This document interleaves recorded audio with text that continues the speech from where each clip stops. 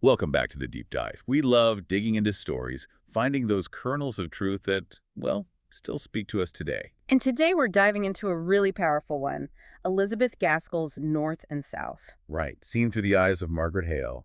It's this incredible journey, really, about looking past those first impressions. Uh-huh, and finding connections where you'd least expect them. It kicks off with this huge move, doesn't it, from her beloved home, Hellstone. Which she describes so beautifully, like a village in a poem. Very picturesque, peaceful. Totally. And then she's thrown into Milton Northern.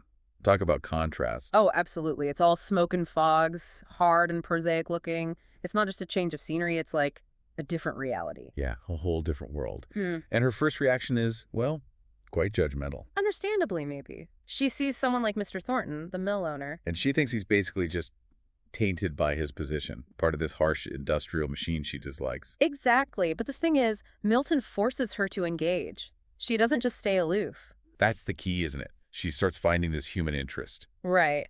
Especially with people like Bessie Higgins and her father, Nicholas. Ah, Bessie. Despite, the awful conditions, the fluff filling my lungs, as she says it. There's this raw honesty there, of vulnerability. And Margaret connects with that.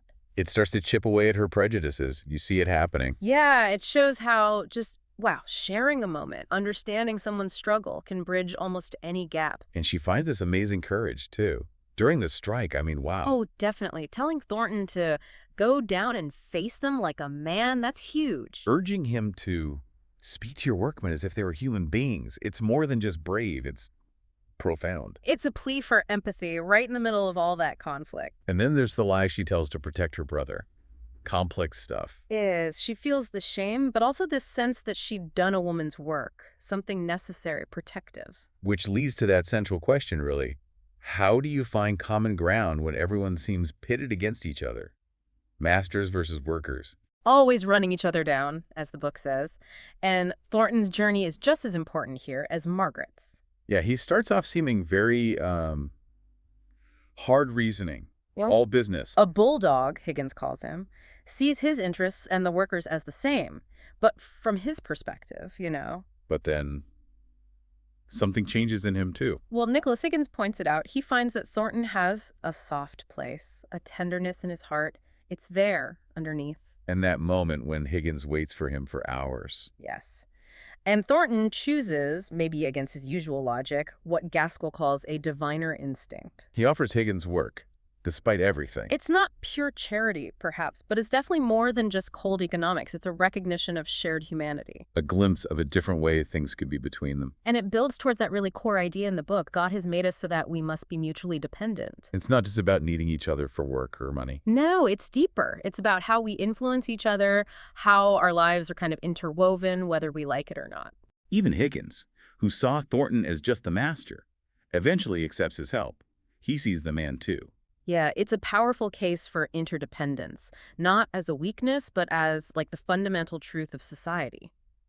So, wrapping up our deep dive today, it's a story that really emphasizes resilience, but also compassion. Exactly. True strength isn't just about toughing it out. It's about reaching out, understanding, even when it's uncomfortable. Margaret's journey, and Thornton's too, really show how opening up to different views can, well, change everything, lead to real growth. And maybe that's the takeaway for us, to try and look beyond the surface in our own lives. Seek out that human interest in people we meet, maybe challenge our own first impressions sometimes. Yeah, remember that understanding, real connection, often grows in the places we least expect it. It makes you think, doesn't it? Can you recall a time when your own first impression of someone or someplace was completely overturned? Definitely something to reflect on. We really hope you enjoyed this exploration with us. If you did, we'd love it if you'd like this deep dive and maybe subscribe for more. And please do leave us a comment with your thoughts. We genuinely enjoy hearing from you.